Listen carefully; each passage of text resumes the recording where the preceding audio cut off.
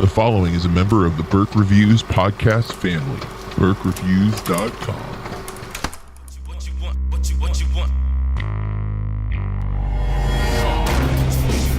Top 5 Movies!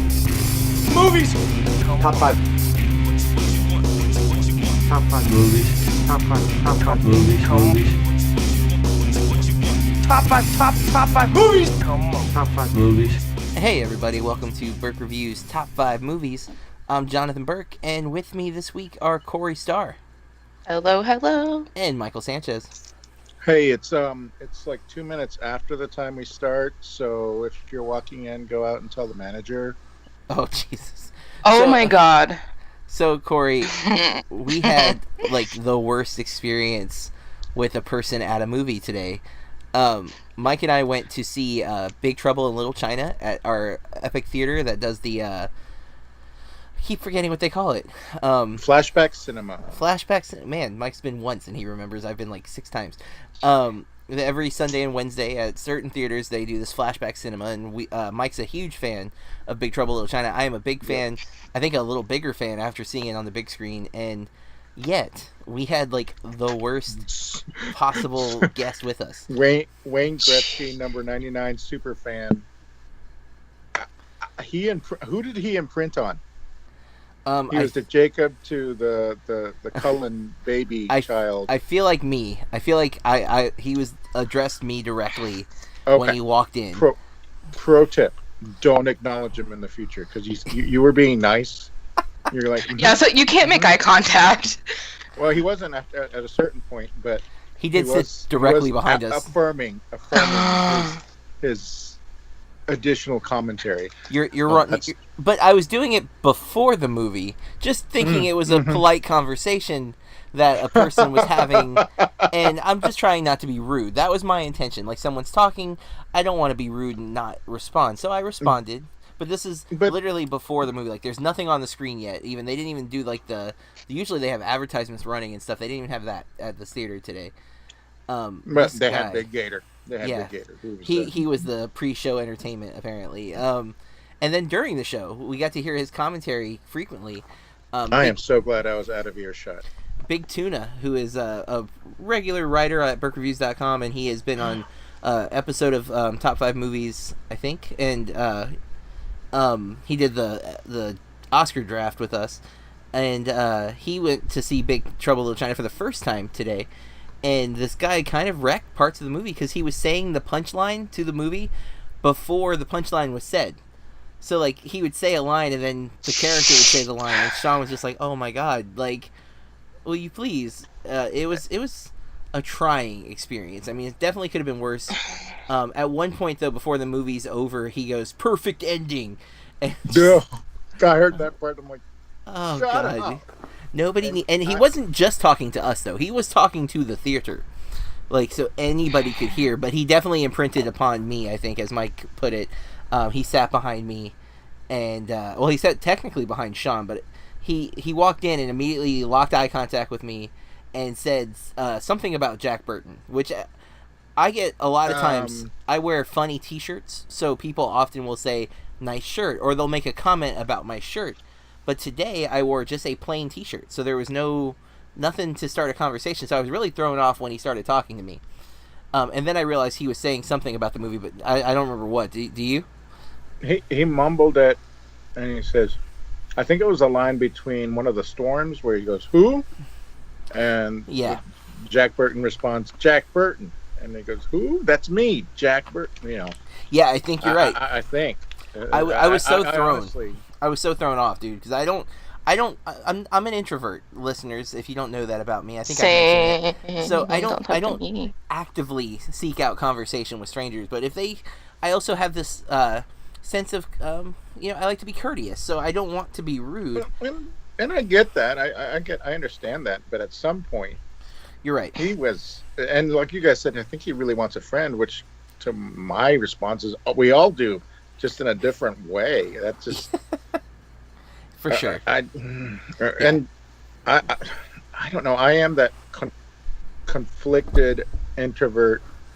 Yet my wife says I'm the politician going around shaking babies and kissing hands. Oh, What? no. I don't know. Don't let them near your kids, folks. It'll be huge on my platform of shaking babies and kissing hands. But yeah, it was I still enjoyed the movie despite the rude company and again, I feel slightly bad because I do think that he's just trying to reach out to people who maybe have a common interest, and I am all for that. There's just an appropriate time and place to do it, and it's not during the screening of the movie, and nor is it in between trailers. Like, every trailer he had to give his 2 cents, again, not to us specifically, just to anyone who could hear him. And he did Mike's opening segment about going to get the manager. They started the movie late, which this theater has not done in the past. And 2 people walked into the theater, and this guy, who I thought they were his friends of some sort. Yes, but they were not. But as they walk in, this guy shouts at them, "Hey, go tell a manager or something that they need to start the movie. It's after 2:00." To which the people just kind of gave him a blank look, like, "Are you really telling us what to do right now?" They did go and tell the manager whatever. Yeah. But then the guy, the lights didn't go off once they started the trailers. It took someone else walked out to go tell them to turn the lights off. So apparently they just did not care about our screening today, as it started late and the lights didn't go out on time. But luckily this guy was there. Well, thank gosh, yeah, he was there to keep it in line. I guess. I really want to go see the Karate Kid on the big screen. Yeah, I get a feeling that one's going to be packed. Next week's Karate Kid, I imagine it'll be very packed, and then the following week is Close Encounters of the Third Kind, and then the week after that is The Sandlot, and then American Graffiti. So there's every week is a movie that I'd like to see. Unfortunately, American Graffiti is coming 2 weeks after we were going to do our movie club episode on it, so that kind of stinks timing wise. But maybe we should switch weeks. Oh, but then we'll be in September. That's the thing. But that's fine. It'll just be awkwardly displaced. Oh, I don't like that at all. But Okay. all right, Look, folks. If it's 2 weeks behind schedule, I'm going to have to go out and talk to the manager. Yes, that guy's going to show up and talk on the podcast. Maybe he should start a podcast. Listen, folks. That's a great title. We are doing... Yes. I'm done here. Bye. We're doing, this week on Top 5 Movies, we're going to be talking about the top 5 funny females inspired by the release of a movie that I didn't think was that funny, The Spy Who Dumped Me. No. Some people seem to really like it. To be fair, and I do blame the marketing for this movie, I have seen that trailer in front of literally, I think, every movie I've seen over the last 3 months. So I have seen some of the funniest scenes in that movie over and over and over and over again. So by the time I see them in the real movie, they are dead to me. And maybe that's why I didn't find the movie that funny. Maybe someone who hadn't seen the trailer as many times as I had enjoyed it. But I think some movies get over-marketed, and this was definitely one. But nonetheless, I still find Mila Kunis to often be funny. And Kate McKinnon, I'm still on the fence about. I think she has the ability to be funny, but I also think it relies heavily on her director to not just allow her to run wild on a bit. There are 3 scenes in this movie that go far too long with her just clearly riffing, and I don't particularly think they're that funny. That's taste, and I'm aware of that. But nonetheless, we decided to look back through history and pick our top 5 funny females. And yeah, so that's I'm using females just because of alliteration, folks. So don't take offense. Funny actresses, however you want to say it.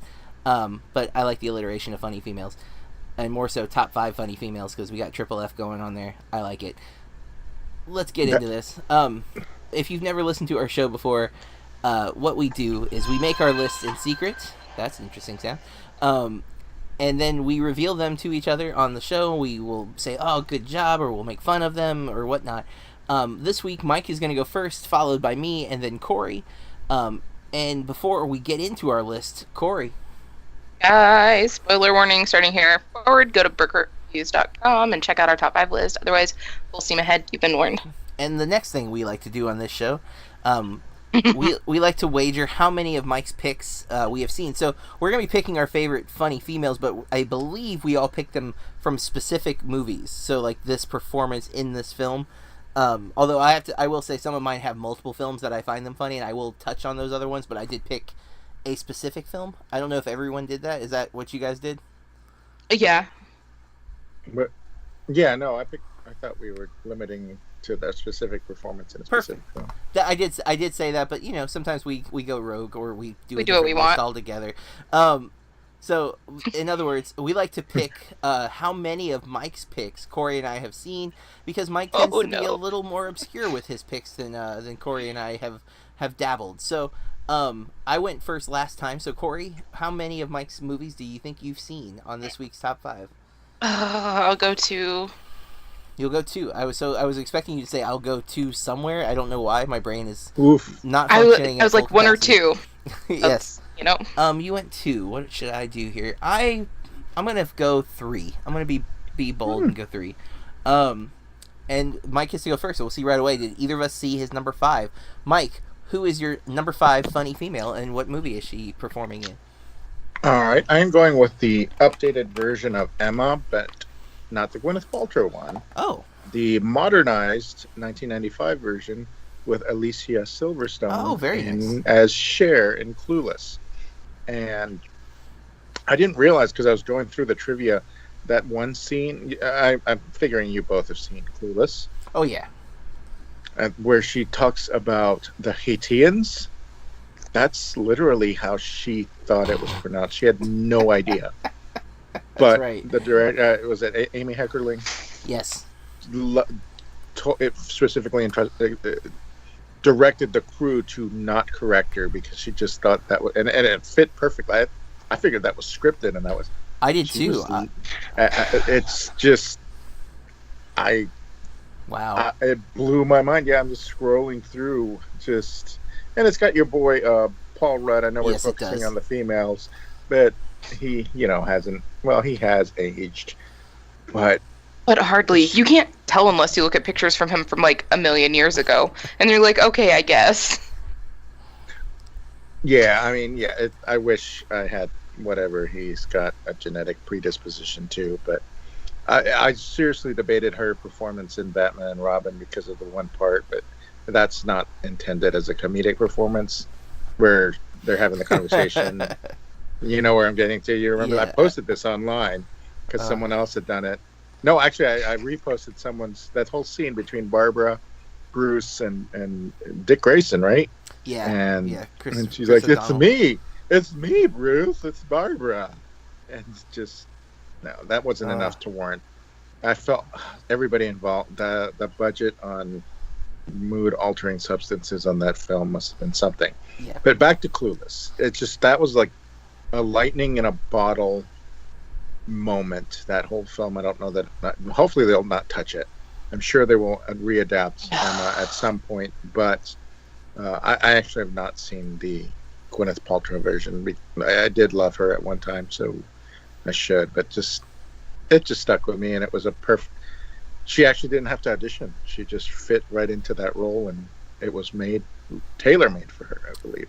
It seems that way. It's funny because I was at Target last night, and I posted on my story on Instagram a picture of an outfit, because apparently the 90s outfits are coming back, and oh man, I mean, talk about clueless though. Like, I actually just showed this to my yearbook class. Whenever we finish the yearbook, we take 2 days to rest and celebrate that we completed the yearbook, and I always show a movie and order pizza. That's the tradition that I established.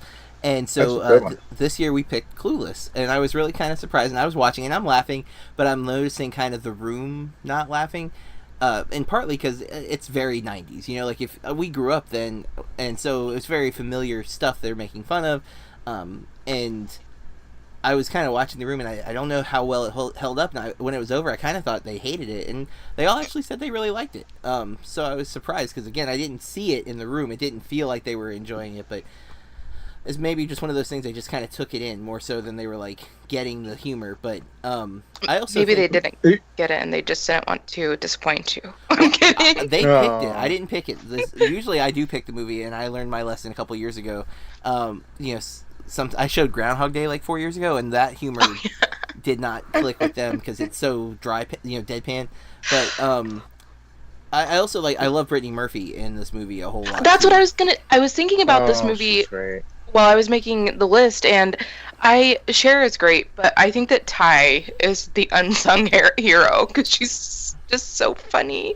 And when she starts hanging out with what's Breckenmeyer's character's name in this? Travis. Yeah, I think it's Travis. The Marvin the Martian skateboard.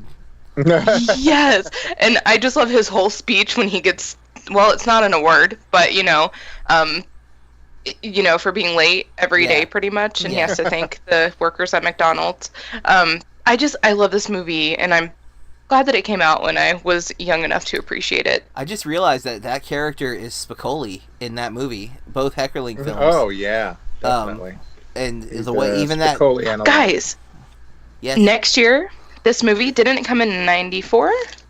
95, I think. 95. Damn. Okay, I was hoping. Darn, wrong word. It's okay. I thought it came out in 94, and I was thinking that next year would be the 25th anniversary. Maybe they'd rescreen it, but we'll have to wait a couple of yeyears, and hopefully they do. So maybe. Oh, I'm sure they will. We can start working on that. It may not be like completely wide, like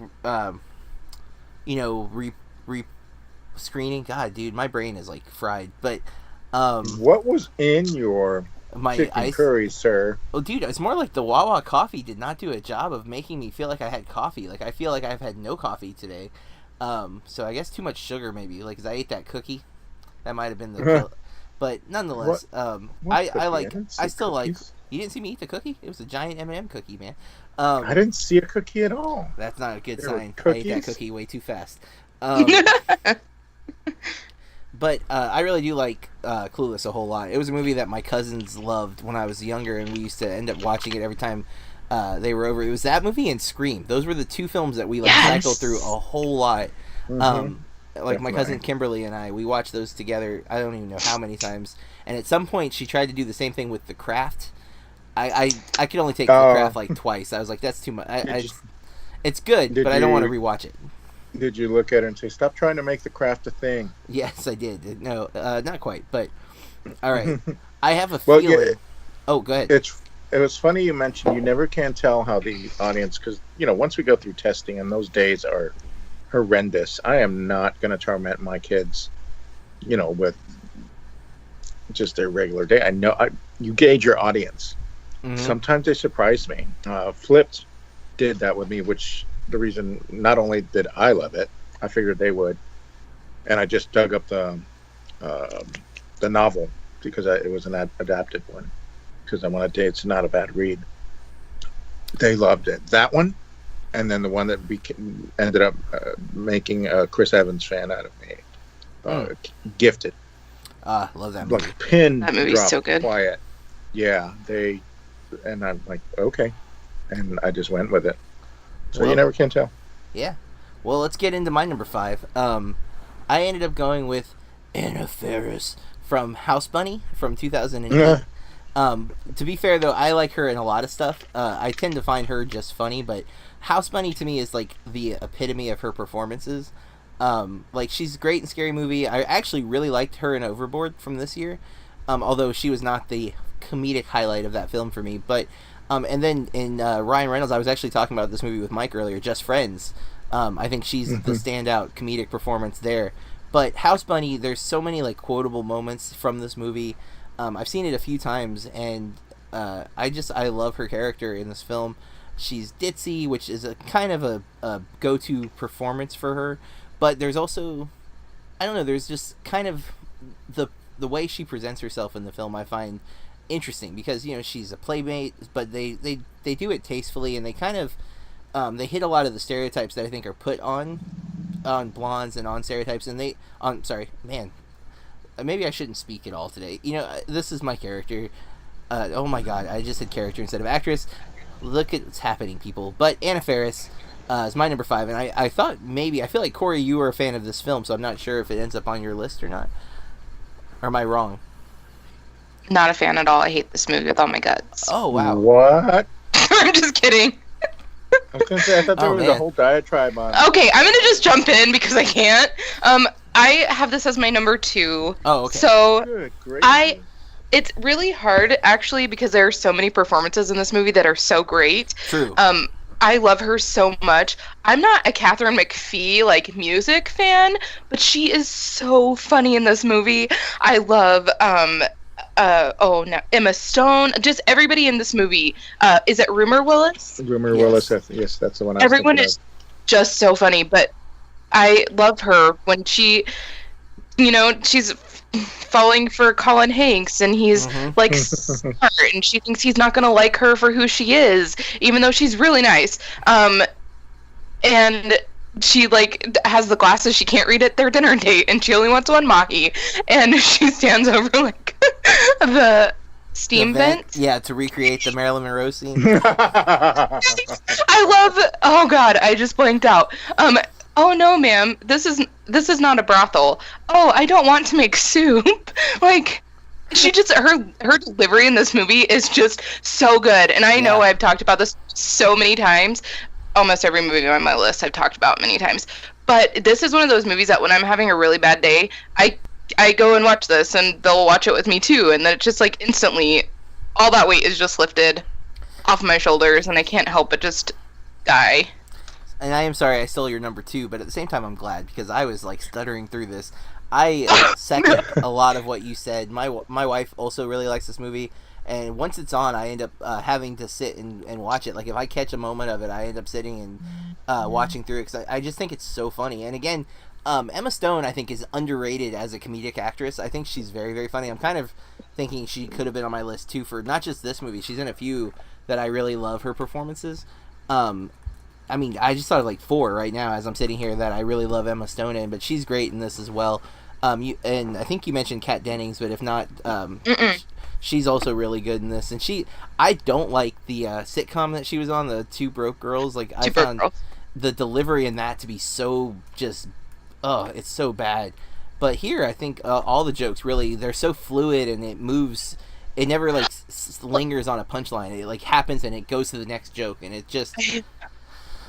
Forgetting the name of her character, but she's the one, right, that's like, well, I'm glad that I got into this sorority when I did, or otherwise I wouldn't get in now, or something like that.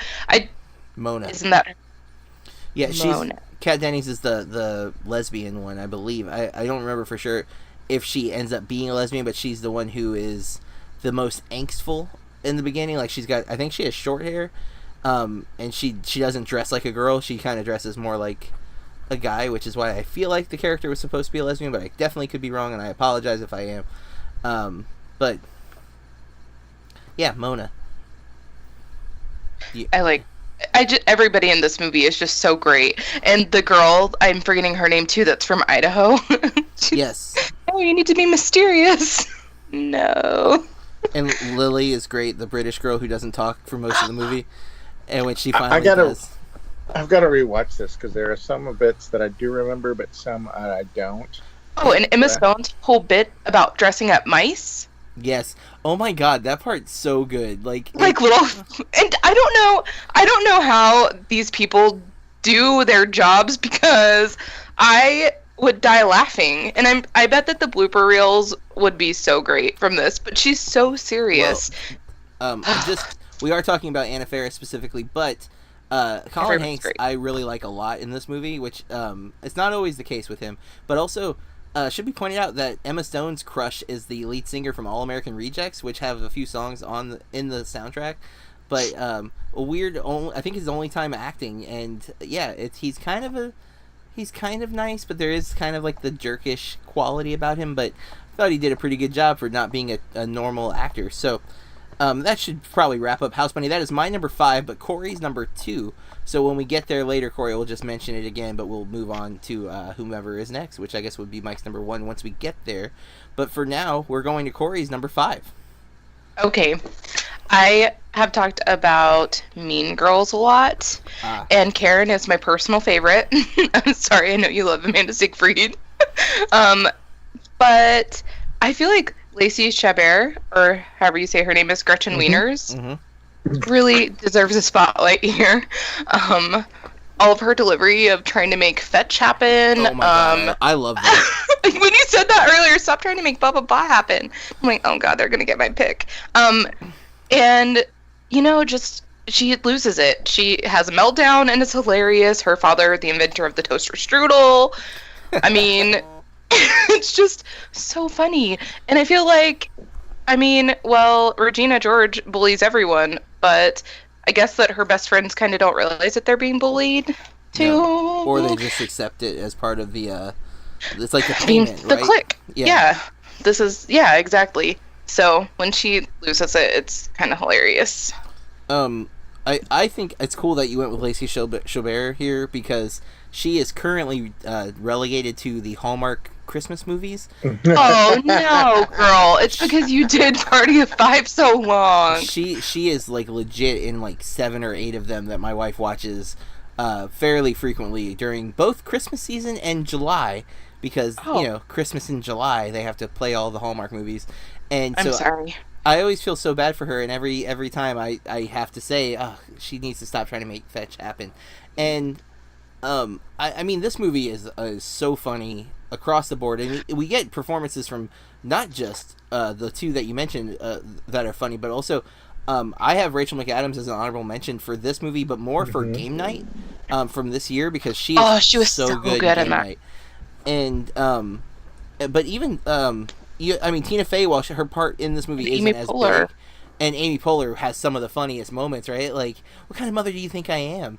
Why do you want some? Like she has so many. I'm not a regular mom. Ooh, and the dog biting her boob. I just can't handle it. It's so much. If she's just obviously not in it long enough, and that's what I hate because Amy Poehler is one of my favorite female comedic actresses, but not from movies. It's mainly been Parks and Recreation for me. Where I find her really, really funny. Like, I like Baby's Mama, and I like Stepsisters or Sisters or whatever that movie was called, but not enough to like put it up on a top 5 list. Like, they're fine, but they're not outstanding. Like, I know she can be. I've seen her be one of my favorite comedic characters, but I think there's so much in here. And Seyfried, her character with the what is like she's a weather reporter, but it's with her boobs, the 72% chance it's already raining. And easily probably the best Lindsay Lohan performance in her career, right? Like, right. So this movie definitely deserved to be on somebody's list. And I like the pick though of making it specifically Chabert because she is, I think every scene that she's got a prominent role in, I find very, very funny. She plays that character so well. Even when they do like the 3-way call and Regina George tricks Lindsay Lohan's character into like saying something bad about Gretchen, like that whole she plays it so perfectly. I think that's a great pick, Corey, for sure. Thanks. I really wanted to include Tina Fey in either of mine, and I just didn't. Not because she's not funny. It's just like you said, it's not a bigger role. And I feel like she's fallen in the same as Poehler. Like in their film cycles, their movies aren't that great. I really liked Whiskey Tango Foxtrot with Tina Fey, but I don't feel like that's a super comedic performance. I think it has comedy in it, but it's also much more dramatic. And that was Margot Robbie too, as well. Yeah, right? Margot Robbie, and then Martin Freeman in that is so great. Yes, but I couldn't make it through Date Night with her and Steve Carell. Like I turned it off. I'm not a big Carell as a comedic performance, anyways. But and then again, she's in.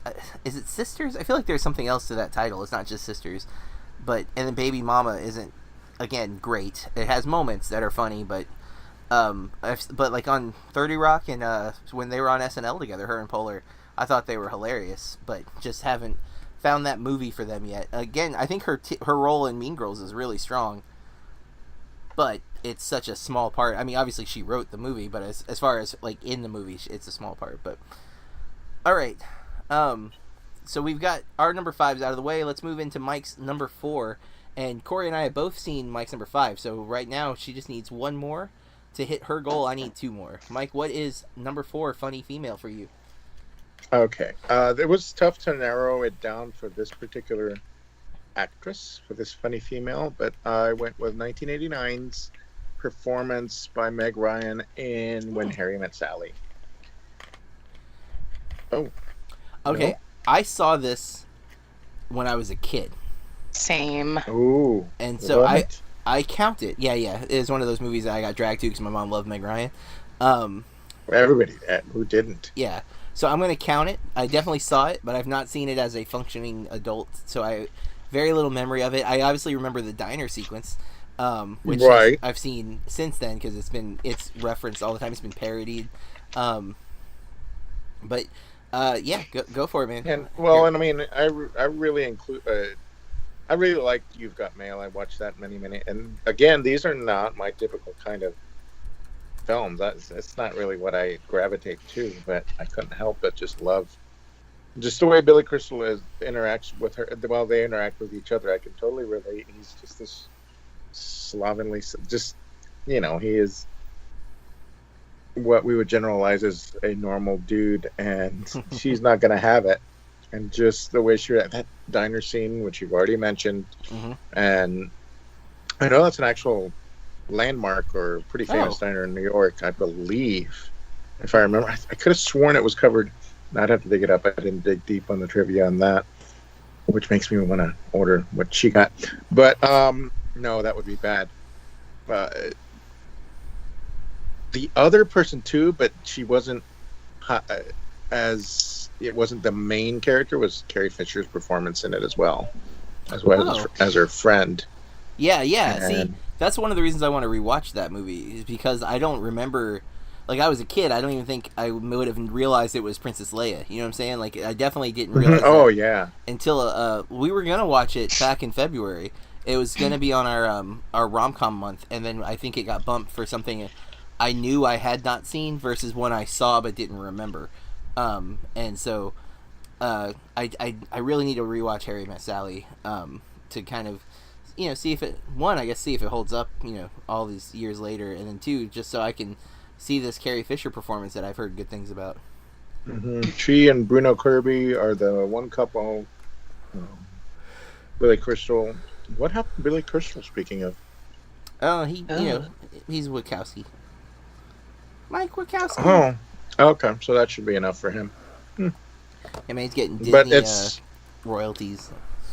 Yeah, if his agent negotiated properly. Correct. But it's sad. I know that she's totally not quite recognizable anymore with the work she got done, and when she tried to do that kind of a dramatic turn, she was in a film with Adrian Brody, I think, called The Jacket, I believe. Yeah. Okay. Yeah, I actually saw that. I don't know that worked. I tried, and I don't know that I ever finished it. So, but still, I really liked how she, just that character. I don't know. It's hard.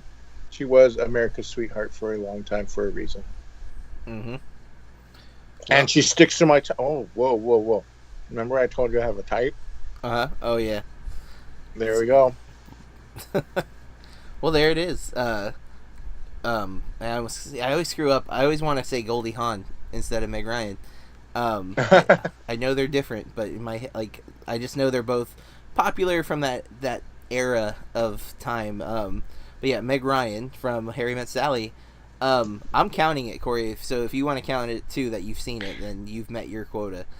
I'm not gonna, cause I know I saw it. Like, I went to the theater with my mom to see it, so I definitely saw it. But it's not fresh in the memory.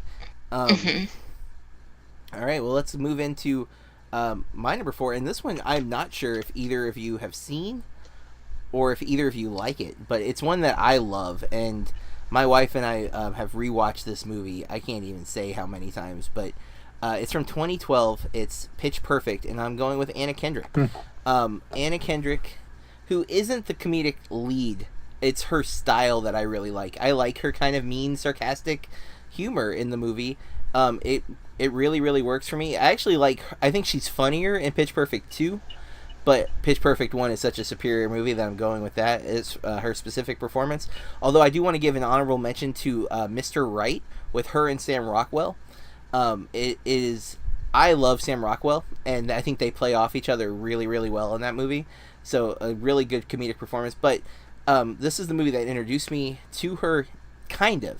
Technically, Scott Pilgrim vs. the World is the first time I saw Anna Kendrick, but didn't know who Anna Kendrick was, and she's not a major character. She plays Scott's sister, Stacy, and yet when Pitch Perfect came out, it didn't click right away that it was the same actress. Later, it was very apparent. But I've seen this movie so many times. I saw the second one in the theater, and then I saw, unfortunately, the third one in the theater as well.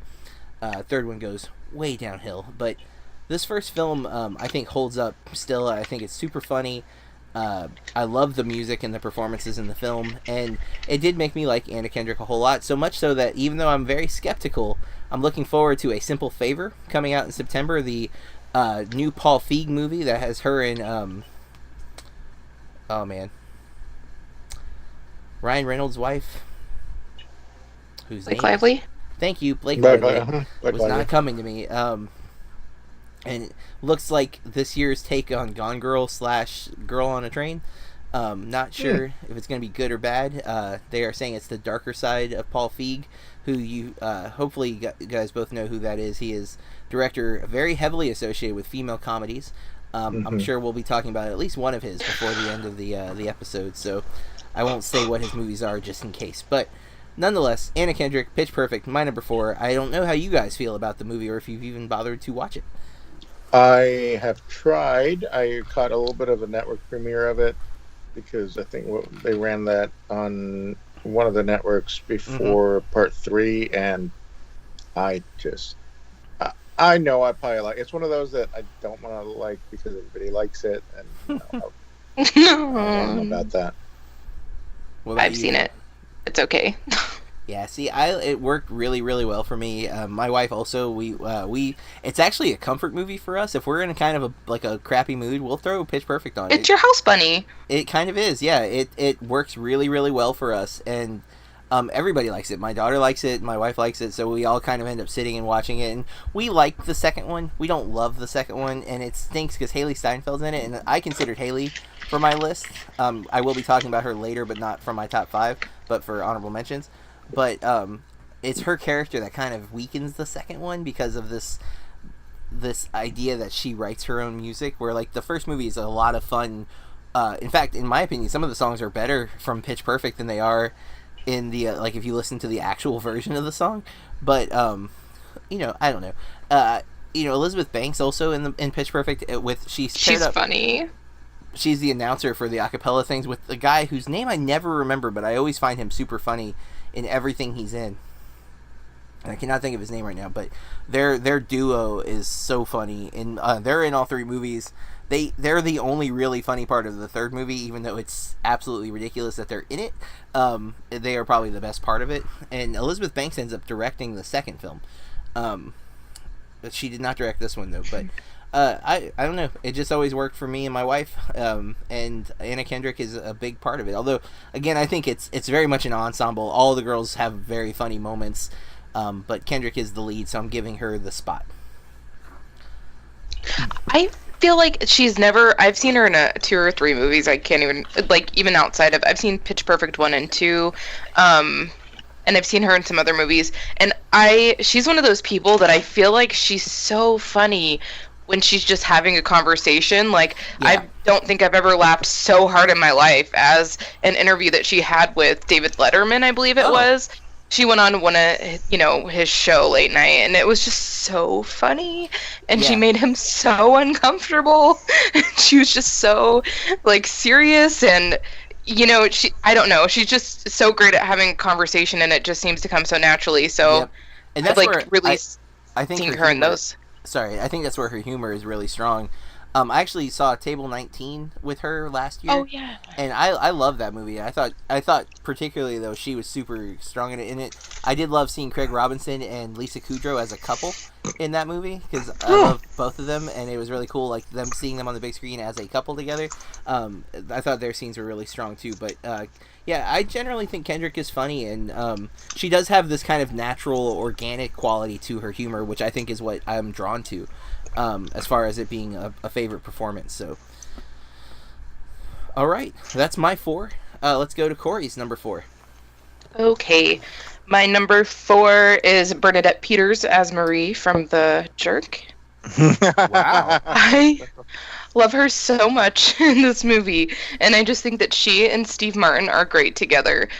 And I think that maybe it was when we had top musical musical moments or something in movies, that their duet was one of my favorite ones. But I love this movie. I didn't watch it until, I don't know, like maybe 8 or 10 years ago. Bill actually introduced this to me. And I just think it's so hilarious. But I love her character in it. She's just beautiful and kind, and she loves him the way that he is, and she gets fed up when they get rich. That's not the life she wants. But I don't know. She's just so funny in this movie. I don't think I've ever seen The Jerk. Yeah, it's a lot of Steve Martin's comedies I've not seen. Like, I haven't seen Dirty Rotten Scoundrels or this. Man. I didn't even realize Bernadette Peters is in here. I'm most familiar with her from, I think, the stage performance of Into the Woods that I had on tape as a kid. I think she played the witch in that, if I'm not mistaken. I'm fairly confident. I don't know if I've seen anything else she's in. I'm very familiar with her from that. But, man, I feel like I need to give... Oh, I guess she's in Annie, too, so I've seen that. But, been a long time since I've watched the original Annie. Oh, I'm wondering... I haven't seen that since I was probably a kid. I'm wondering if she's the lady who works for Mr. Whatever Warbucks. What's his name? Daddy Warbucks. Daddy Warbucks, yeah. Either that or she's the head of the orphanage, maybe? It says Lily St. Regis, but... Carol Burnett, I thought, when they ran the orphanage. Yeah. Well, there you go. It's been a long time since I've seen Annie. But Bernadette Peters is a cool pick, and a name that I'm familiar with, but again, I definitely have not seen a lot of her films, including the one you picked here, The Jerk. Watch it, it'll change your life. I need to add it to my watch list. It will help you understand the plight of a... No, I better Yeah, not. I know, I keep wanting to say that, and I'm like, oh, we'll get so much hate mail. I'm sorry. Well, it, like Blazing Saddles, could never be made today. And I can't even tell you half the lines because they have to be edited. And especially when it gets excited about getting a job. And that's about all I can say. I feel like Forrest Gump. That's about all I could say about that. Well, I'll add The Jerk to my watch list. Listeners, yes, you should. If you agree or disagree, hit us up on social media and tell us what you think about Steve Martin's The Jerk. Am I a jerk for having not seen it? Let's move to Mike's number 3. Before I move to my number 3 pick, who does not fall into the type that I mentioned a little bit earlier, there's a more noticeable theme, I think, on the rest of the selections, which kind of bothers me. But I did look up Katz Deli. It's in New York. It's a real place. They have the table marked. Oh. When Harry Met Sally was filmed. We hope you get what she ordered, or something along those lines, as well as it's on East Houston Street. So you missed your chance. You could have gotten what she got, because you were up there, weren't you? Yeah, I was. I was just up there for Tribeca back in April. Yeah, see, it could have happened. I wish I thought to tell you then. I know. So, I regret it. Horrible friend. I don't know. Sometimes I fail. I can't be. Not everybody can be Big Gator. So, all right, I'm going with someone that against my type, because I did mention earlier that I do have a type. From 2002, Parminder Nagra. I hope I got the name right. In Bend It Like Beckham. I wanted to pick Keira Knightley because that would have fit the theme, but the little bits. Have you guys watched Bend It Like Beckham? No. No. I don't like soccer. So? I mean, it's fine.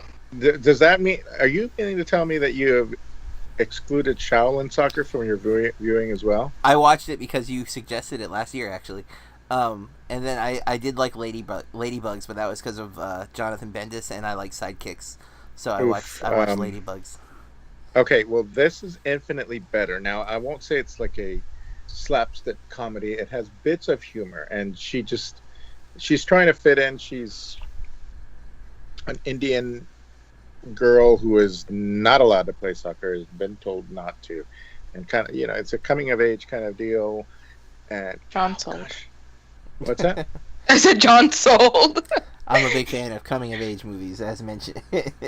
And she's idolizing David Beckham. That's the whole thing. Which actually, according to the trivia, one, there's several things. There's a plot point with a scarred leg that actually she has, and she was worried. Parminder Naga was worried about that would make her lose the role. They included it in the film, as well as how she got. Yeah, it's really neat, and because the Bend is not known outside of, well, our country.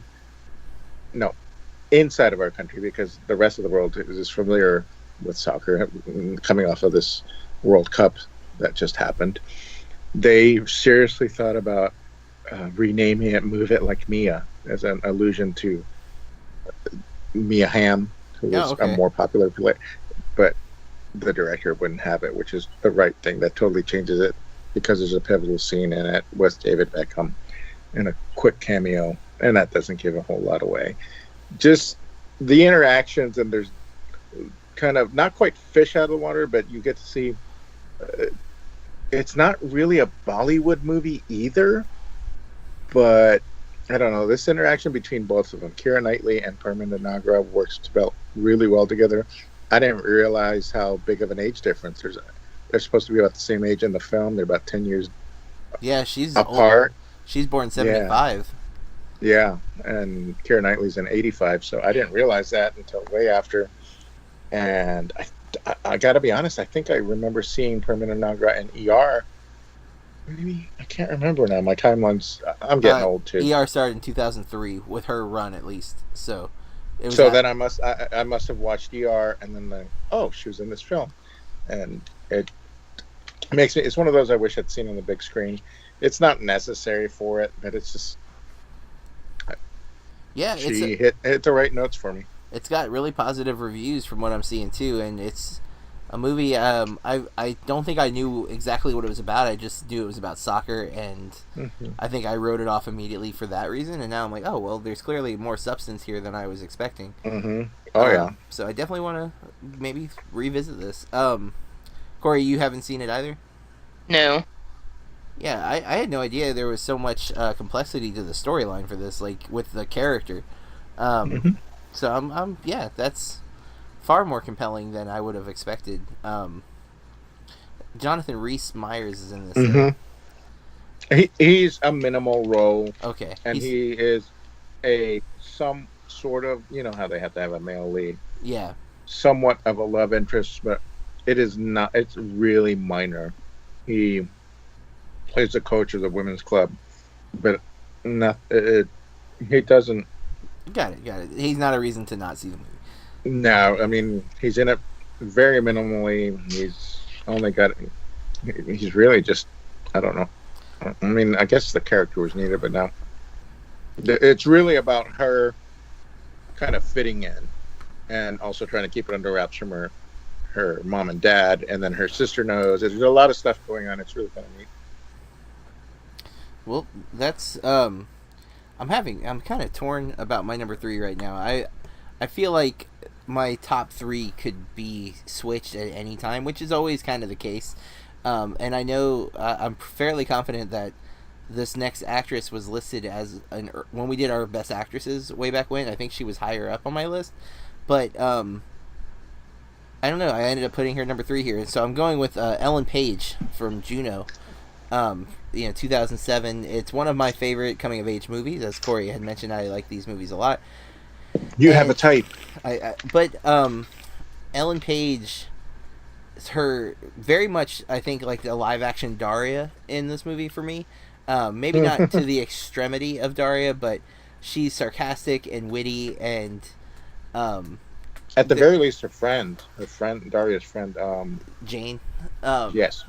Yeah, and I love so many moments in this movie, like even like little scenes, like Juno, there was some blue junk in my vase. Did you throw up in the vase? And then like the cut to her throwing up in the vase and her just outright denying, like, no. Smushy. Yeah, like it's so those little moments that just kill me in this film. I think that they did a really good job with the whole cast, though. I love the person who plays her stepmom. I love her dad. I think they all work off of each other so well. Oh, yeah, the cast is fantastic, but it is her movie. Like everything. Yeah, definitely. Oh yeah. And I just love this performance, and I am debating maybe it should have been number 1 here too, because it is such a strong performance. But I ended up putting it number 3, and I'm having hesitations. Obviously, I almost moved it at last second, but I decided not to, just because it is such a great performance, and I love this movie. This was my introduction to Jason Reitman and Diablo Cody. Obviously, this was Diablo Cody's first screenplay too, but I've since seen all of Diablo Cody's films, and this is still my favorite, although I think Tully is her best film. I think Juno is a little easier to watch over and over and over again, where Tully has got tougher subject matter. I think, too, though, that it says something that I think that there are so many people that can identify with her, even if we're not all pregnant teenagers, you know, or in that hard situation. I just think that she just resonates. I think she's great, and I'm hopping in. This is also my number 3. Oh, great. Yeah. I actually first saw her in Hard Candy, but I didn't realize, Oh, yeah. that it was the same person. I need to go back and watch Hard Candy again. I just watched it a couple years ago. I like Hard Candy a lot. And Patrick Wilson. Yeah. Oh, man. Yeah. I feel like also that it's been hard. I haven't watched a whole lot of her other films. Was it Into the Forest that we talked about recently? Yep. And she was really good in that, and I've only seen her in 2 or 3 other things, and she was really good in Whip It, but there was just something about her as Juno that's just, I know that it's not her, but it's her. Yeah. It's her. I agree. She embodies this performance so easily and naturally. It's hard to separate them as a character and a actress. I do think of them as the same. I think even I've probably have said, "Oh, Juno's in this," like knowing that it's Ellen Page, but just like associating her so strongly with this character. Somewhere I still have my pregnancy test pin. Oh, there's a pin? Yeah, it's like a writing pin that I pre-ordered Juno at work, and it's a pin. Yes, a writing pin. Said pregnancy test bin, like you think. Pin, no, writing pin, but it's the pregnancy. It's shaped like a pregnancy test. That's hilarious. Yes, and I love the soundtrack too. Mm-hmm. I think it's so great. And Kimya Dawson, who does some of the music on it, was just in Boise the other day, but it was the same night that Death Cab for Cutie was playing, so... I had to pick one. Yeah. Yeah, it did. Yeah, and I love her pairing with Michael Cera here because I am a Michael Cera fan. And Allison Janney, who easily...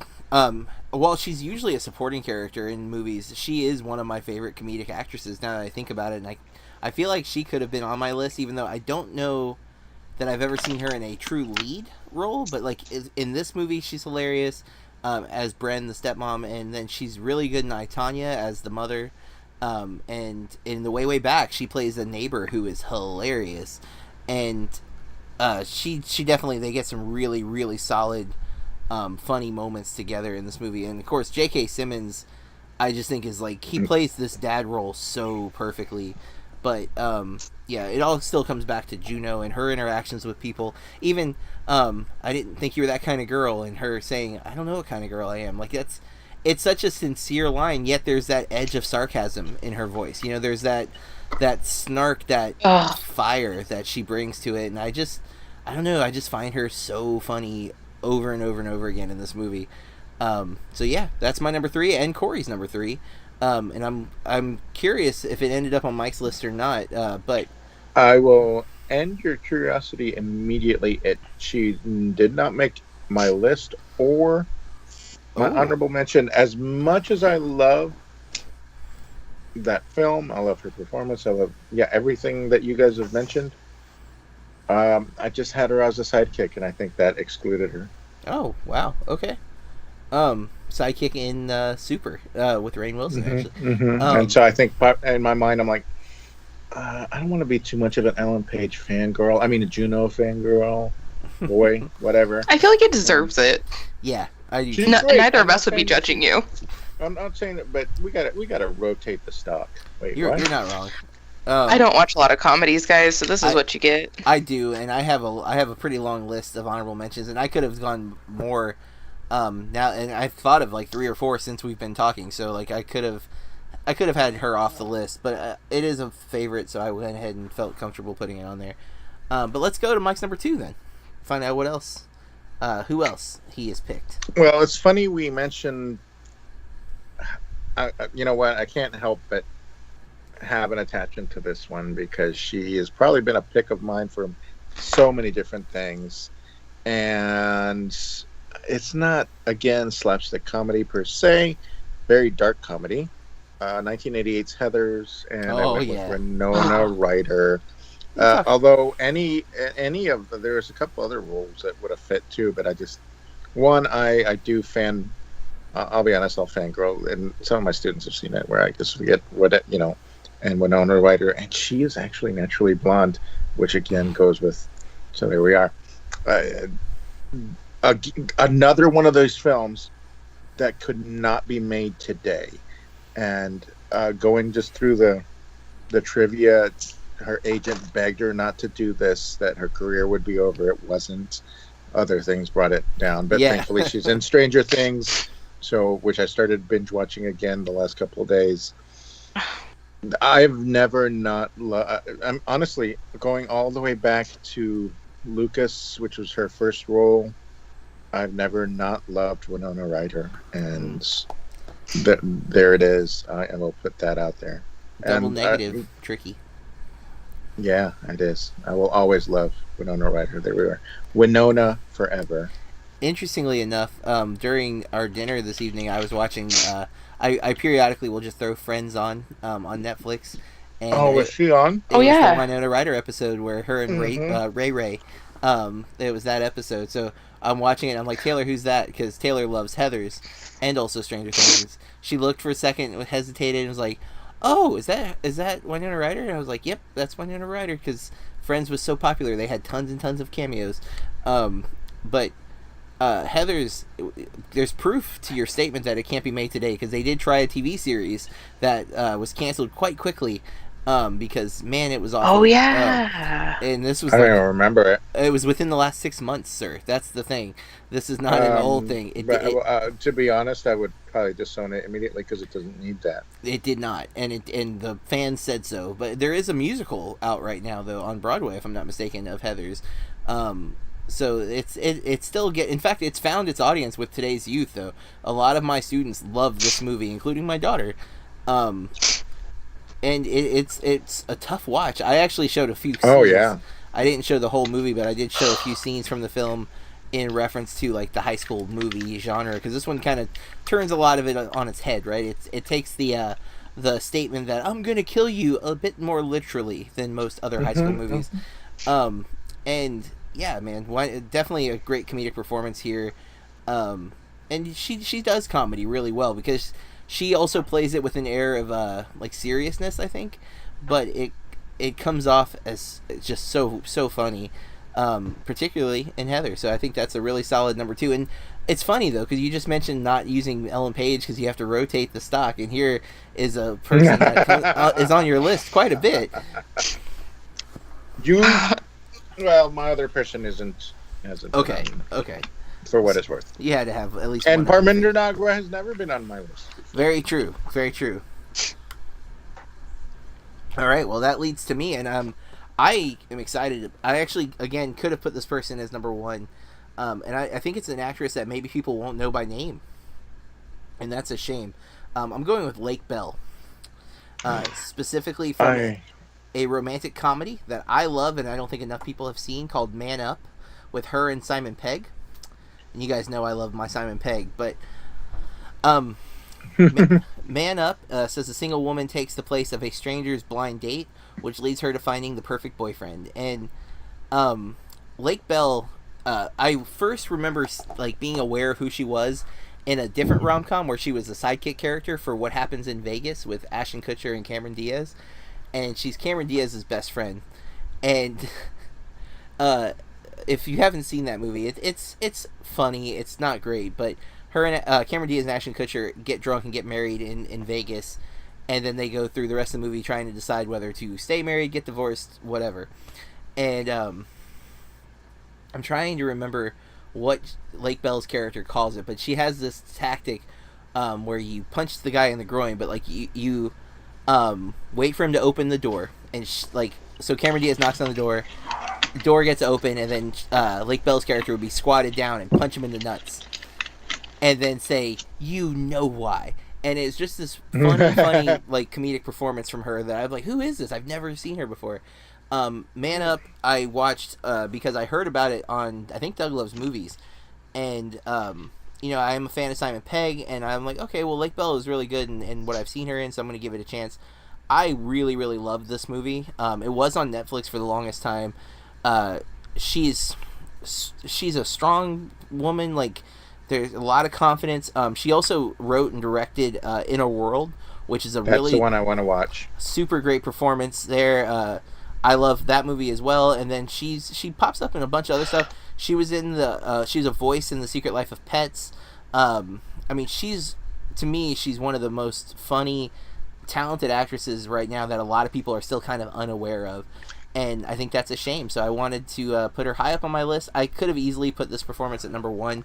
I've only seen Man Up once, but it was enough of I love the performance so much that I sought out Lake Bell's other films. So I've gone through a lot of her filmography because of her performance in this movie. So I feel like it's deserving of a place on my list. So that's my it's number funny 2. you mentioned that not a whole lot of people know her. I can go back all the way to 2005, and it didn't last long, but it was, I believe, on NBC, a series called Surface. Yep. And that was my first memory of Lake Bell. And I know she's been in other stuff, but Inner World's the one I really wanted to watch. I guess this. Let me want to see that. It's really good. Yeah, she's bounced around a few things. What Happens in Vegas was the first thing I distinctively remember seeing her in. But Man Up, I was super into. I really enjoyed that movie, and I highly recommend it. I hope it's still on Netflix, but if not, that's one that I plan on purchasing at some point if I haven't already. I may have, because again, it's Lake Bell and Simon Pegg, and man, it's just, there's some really great interactions. It is a rom-com, so there's going to be some tropey type stuff in it, but it works in kind of the modern era. The blind date aspect is actually a lot of fun too, how that works out and whatnot. So that's my number 2. Corey, we've heard your number 2, which was? It is, oh my god, I lost it. Uh-oh. Sorry. Anna Faris says Shelley and House Bunny. That's it, and that leads us back to Mike. Mike, we're here for your number 1, sir. What do you have? Okay, I feel like I've mentioned this, so I may not be rotating the stock of the actress, but I'm going with it anyway, and I'm going with Daniel Close's graphic novel adaptation, Ghost World from 2001. Oh, with I Thora love this Birch movie. as Enid, nice. and her partner, her sidekick, which I had this moment, epiphany. I'm like, how could I not have included our one dude, Wang from Big Trouble in Little China, as a sidekick, who's really more of a hero than Jack Burton was. That it didn't occur to me until I rewatched the movie through. Scarlett Johansson, Steve Buscemi, I've yet to read the graphic novel. I know I will love it.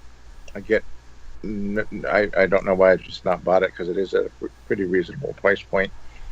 And just I just happened to catch another one, and I don't remember. It was a very young Thora Birch, young Elijah Wood. I'll have to look up the name. And it's just so strange. It's a shame that, really, I think because of her parents' interference, they're very protective of their daughter, which I get that, but that really severely cut into her getting roles later on, because they were pretty difficult to work with.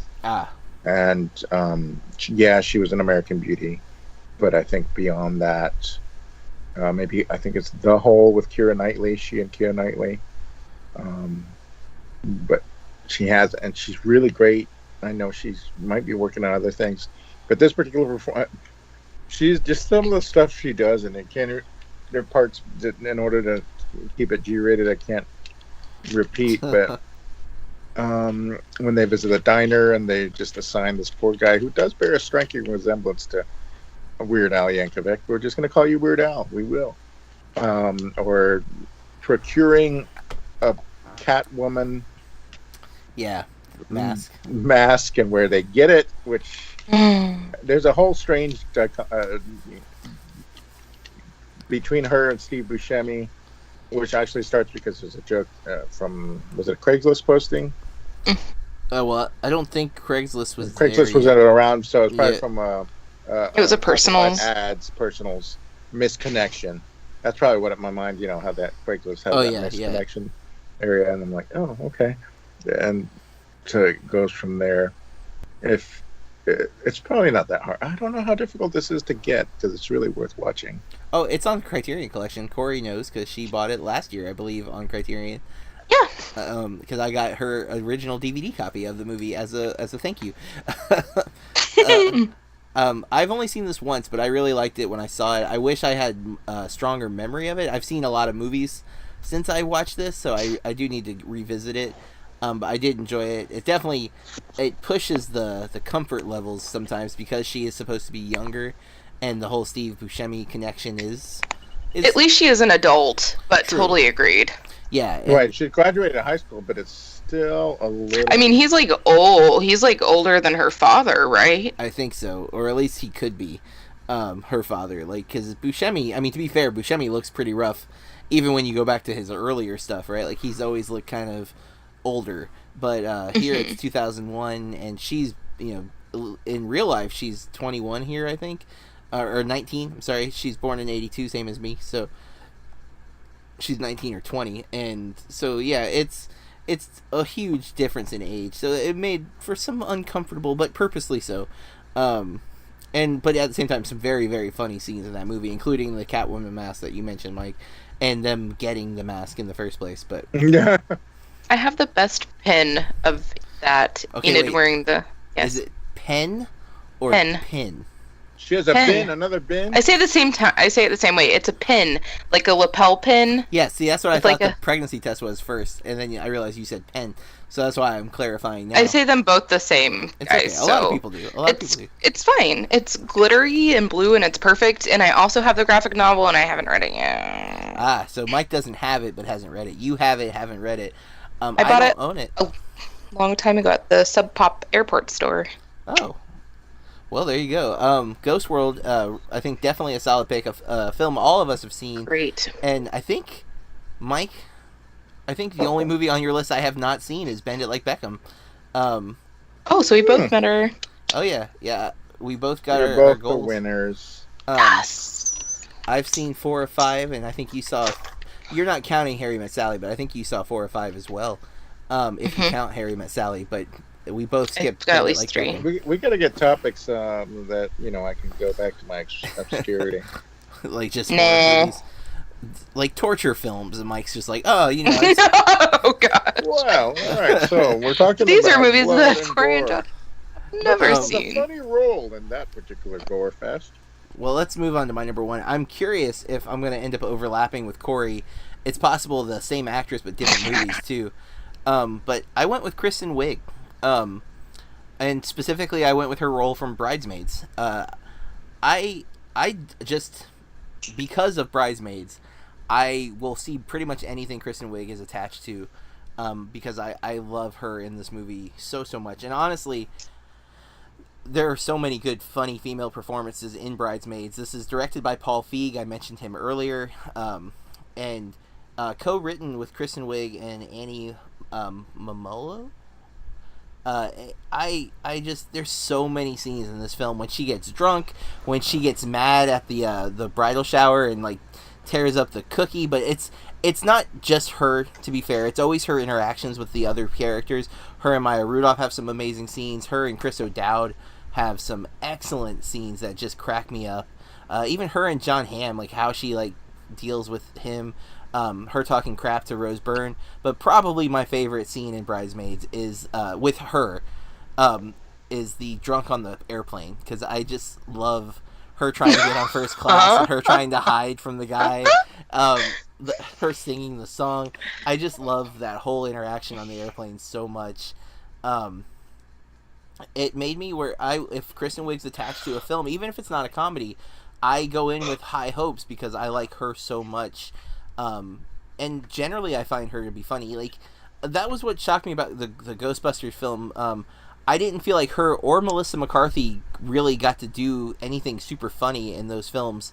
I thought Kate McKinnon was really good in Ghostbusters, and I thought Leslie, I'm gonna forget her name. Leslie, I forgot Leslie's last name, but I thought they were really strong, and they were the lesser known to me because I don't watch current iterations of Saturday Night Live, and both of them are on the modern Saturday Night Live, and I haven't seen that show in years. But Kristen Wiig and McCarthy, I thought, didn't really shine in Ghostbusters, which is one of the things I was really disappointed with. I actually thought Chris Hemsworth was the star of that movie as far as comedic performances go. But Bridesmaids, despite having so much competition, because you have Erin from The Office as a character, and then I always forget the actress's name. I think it's Wendy McLendon, who is almost always so funny. She's one of the other bridesmaids. And then McCarthy, this was the first time I was aware of Melissa McCarthy, and I really like her in this movie. I like her less and less the more films I see with her in them. Partly just I don't like the way she gets to do comedy, and I also it's just this improv thing. But Wiig always works for me. She does some really great dramatic performances. I've not seen MacGruber, but I hear MacGruber is really, really, really funny. I couldn't believe that. I've heard that by so many different film people, that MacGruber is one of the best comedies in the last 10 years, and it just shocks me. What? I know, dude. Wow. I've not watched it, so I'm judging the book by its cover. Yeah, and if you were to look at like the Metascore and everything, it's really low, but I've heard from people that I look up to as like with film knowledge and things like that, just praise MacGruber. And I'm like, I need to give this movie a go. And she's in it. She plays the, like, his sidekick, his assistant, or whatever. I don't know what her official title is in the movie. But I remember the sketches on Saturday Night Live, and I always thought they were kind of funny, but they were parodying a show that was already, like, 15 years off the air. Like, you're making fun of MacGyver now? Like, okay. But, yeah. And then they resurrected it. And they did resurrect MacGyver, which I don't think it's still on, though. But, But yeah, that's my number one, Kristen Wiig. And I know, Corey, you're a huge fan. That's why I said we might overlap here, but... We do! Okay. So, she's probably my favorite comedic actress. I love her so much as Annie in Bridesmaids, and she is so great, but I particularly love her meltdown in the story that I've already talked about before, where she's going off on like a 12 or 13-year-old. Oh my god, you're right. That's so good. I can't handle it. Like, it's so funny. But like, I love her in Welcome to Me, and I talk about that movie to everyone. And I think it's just left Netflix, guys, but that's one that I like went and I rented it, and I was like, holy heck, I love this movie. And then I just went back the next day, or a couple days later, and bought it. I love her so much in Skeleton Twins. Yes, but not a comedic performance there, I wouldn't say. Some of it's pretty funny. True, very true. But she's definitely, it's more dramatic. She shows her acting chops. She's very, very talented. Yes, I just love her so much. But as far as like comedic, it definitely has to be as Annie in Bridesmaids. Yeah, that's the thing. I find her really good in a bunch of movies, but this is, I think, kind of the standout as a... Oh man, I forgot she's in the Diary of a Teenage Girl. Again, yes! not a funny performance at all in that one, but she's so excellent. But yeah, to all the parents, I salute you. There was another movie that... sorry. Is it Girl Most Likely, the one that I'm thinking of?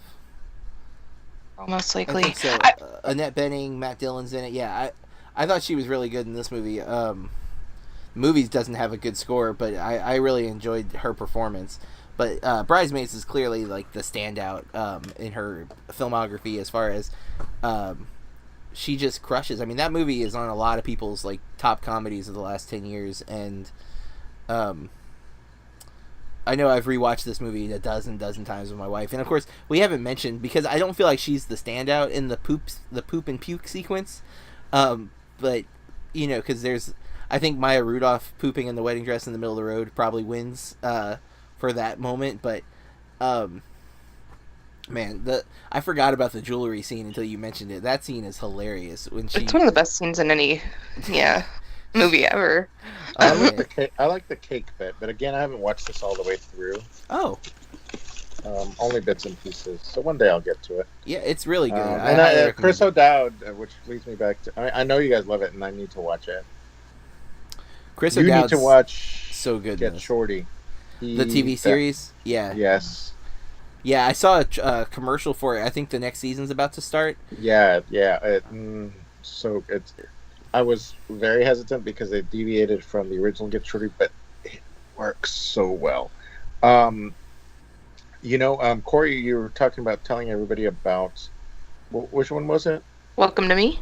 Welcome to Me. I bet you Big Gator would love Welcome to Me. He would love to hear you talk about it. Yeah, we got his number. Big Gator is our guy from the movie today. He had a stop. Customized football jersey. Please stop. She says, that is like opening the floodgates and saying, go on. Well, folks, that is our top 5. Corey and I both have Kristen Wiig from Bridesmaids as our number 1. We overlapped twice this time, Corey. And in the same, yeah. No. 1 and 3. No, I'm sorry. I'm wrong. We overlapped 3 times. Ellen Yeah, Page, because we had Anna Faris, and Kristen Wiig. Yeah, wow. But our 1 and number 3s were the same. Yeah, that's very rarely ever happens. Before we wrap up completely, we're going to go through some honorable mentions. So, Mike, do you have anybody you wanted to throw out there? I do. I've got to get back to my screen. I have several honorable mentions. I have one particular person who we just talked about who fits the type and would have been on the list. But anyway, I picked Reese Witherspoon in Legally Blonde / Election, but probably more Legally Blonde. That's my first honorable mention. I still need to watch that. Which one? Legally Blonde? Hilarious. Yeah. Why didn't I think about that? I really debated it, but I dropped her down to the B team. I feel like Russell. What's that? I feel like she was made to play Elle Woods. Oh yeah. She like Alicia Silverstone.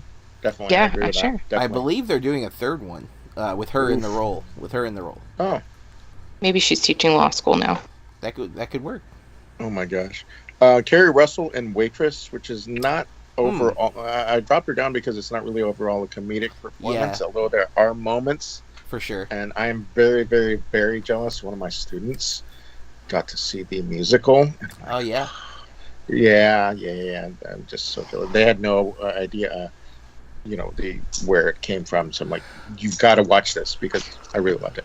Parker Posey in Dazed and Confused because I do love my Parker Posey. Sandra Bullock in Miss Congeniality. Oh. Just the fish out of water deal with her as an FBI agent and trying to, go undercover as a pageant competitor. Renee Zellweger in Bridget Jones' Diary, but only that one. I don't know that I really got into the rest one. And my last pick, because I usually only do 5, but Saoirse Ronan in Lady Bird. I have that one as well. For my honorable mentions, I'm going to start with Robin Weigert for a film that neither of you have seen, but Corey has spoken to the director of, Tom E. Brown. We did an episode with back a few months ago. His film Pushing Dead, which is available now on VOD.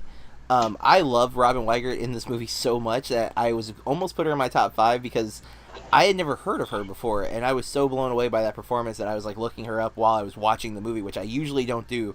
But I was so like, who is this? She is great. Oh. And so I really want to recommend that. If you haven't seen Pushing Dead, which most people have not, unfortunately, because it did not get a wide release, but it is out now on iTunes and Amazon, I believe. So then I'm going to go through real quick. Haley Steinfeld, The Edge of 17. Saoirse Ronan, Lady Bird. Yeah. Audrey Tautou in Amelie, because she is so freaking funny in that movie. But Melissa McCarthy in Spy, I think her best movie. I went with Sandra Bullock as well, Mike, but I went with The Proposal because I am a sucker for Ryan Reynolds. And I didn't see that one. Jane Lynch in Role Models. Now that's a supporting role, but I think her scenes are the funniest. Paul Rudd and her and Seann William Scott have some of the best interactions. I can't say one of my favorite scene because it involves a curse word, but it's so funny. I didn't realize how funny I think Anne Hathaway is until I saw Ocean's 8 this year, but she is so funny in Ocean's 8. I also really liked her in Colossal, although that leans more towards drama, especially the second half of that movie. But Catherine Hahn, who often is a supporting character in movies, but she's almost always hilarious. She's, I think, the funniest part of Bad Moms, and she's one of my favorite parts of Step Brothers. I just think she's super funny. Leslie Mann, I'm a big fan of her in Blockers from this year, but also This Is 40 and Big Daddy. And again, Leslie Mann often gets supporting roles, but I always find her to be quite funny. And then we mentioned here Emma Stone, Zombieland, Easy A, The Rocker, House Bunny. She is really, really funny consistently in all of those. I think Easy A is her standout. It's definitely her lead performance. But yeah, and I kind of feel like she could have been on my top 5 instead of maybe Anna Kendrick or something. But I'm happy with my list, and I am happy to get to mention those people. Sorry, Corey, if I stole anything. Go ahead. What's your honorable mention? I also have Emma Stone and Easy A. I have Amy Sedaris as Jerry Blank in the Strangers with Candy prequel movie. Oh. I already mentioned Brittany Murphy as Ty in Clueless, and I have Shirley MacLaine as Weeza in Steel Magnolias. Ah, nice. A little old school on that one. I like that. Yeah. I just watched Some Like It Hot for the first time with Marilyn Monroe, and I was really impressed with her in that film. She doesn't get as much of the comedy. It kind of falls more on Jack Lemmon's shoulders, but I really, really like that movie a lot, and that was my first Marilyn Monroe movie, so all right, folks, that is our top 5. We're kind of leaning towards modern actresses, I noticed, for the most part, although Corey had Bernadette Peters on there, so that's yours had a little more age on there, and I guess Meg Ryan as well, though Meg Ryan lasted a little longer into the 90s, I think, with her comedic roles. But nobody said Julia Roberts, I just noticed, and I almost put her down as I was thinking of her from Pretty Woman. Yeah, Pretty Woman would be, I think, her best comedic performance. I mean, I to be honest, that's her more classic one. I debated My Best Friend's Wedding, but I think Cameron Diaz had a better. Oh, I love that movie. I saw it in theater. Yeah. And so did I. What was the Larry Crown, right? Was the Tom Hanks movie that she Yes. I thought she was pretty funny. Yeah, I like that one pretty good too. Yeah, so I mean she's in stuff, but for some reason I do think of her more in dramatic roles than I do think of her comedically. But she's charming, so she's got a sense of comedy about her. But we obviously probably left off tons and tons of great performances. We'd love to hear who they are, so you can email us at contact@burkreviews.com or hit us up on social media. I am at Burke Reviews. Corey? At Corey R. Star, 2 R's on the end. Mike? At Server Monkey, which I'm going to switch to an all Big Gator contents format soon here. Yes, and soon Mike will be tweeting as John. Is it John? I feel like I'm saying it wrong. Jack Burton. Sorry. Oh my God, my brain is toast. Anyways, you folks, should avoid that Wawa coffee, man. Yeah, apparently Wawa coffee got makes just me the choline. What? Mr. Okay, Hand. Travis. But in the meantime, you can read my reviews at burkreviews.com. Please subscribe to the podcast if you like what we're doing. Share it. Tell your friends about us. Give us a rating on iTunes. It helps other listeners find us. We're so grateful for every week.